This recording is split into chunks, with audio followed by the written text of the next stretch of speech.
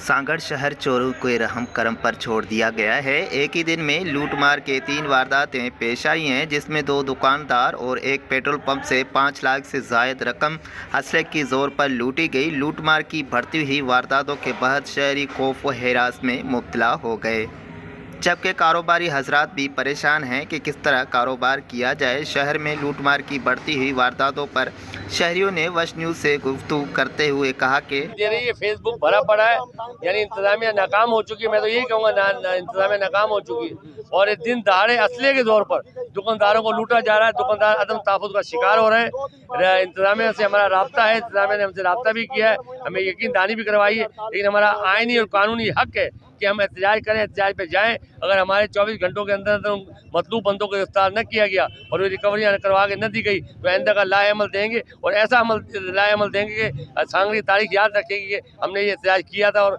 मुद्दत तो याद रखा जाएगा। फेडरेशन ऑफ कॉमर्स की जानिब से ये एहतजाज की कॉल दी गई है। दुकानदारों के साथ जो नाइंसाफ़ी हुई है, दिन दहाड़े उनके साथ जो डकैती की वारदातें हुई हैं, पुलिस को हमने ये मैसेज दिया है कि वो जल्द से जल्द इस पर कार्रवाई करें और अगर कार्रवाई नहीं करते हैं तो फेडरेशन ऑफ कॉमर्स की जानिब से हड़ताल की कॉल दे दी जाएगी और वो गैर मुय्यना मुद्दत के लिए हो। सांगड़ एक पुरअमन शहर है, मगर कुछ अरसे से मोटरसाइकिल छीनने और लूटमार वारदातों ने सांगड़ में अमन व अमान की सूरत हाल ख़राब कर दी है।